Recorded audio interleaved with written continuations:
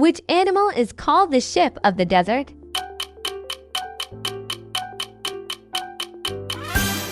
Answer A. Camel. Perfectly built for desert life. Which of these animals has blue blood?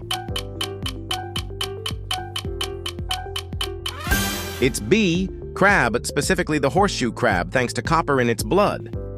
Which mammal actually lays eggs? It's C. Platypus, one of the only egg-laying mammals. Which animal's heart is the largest?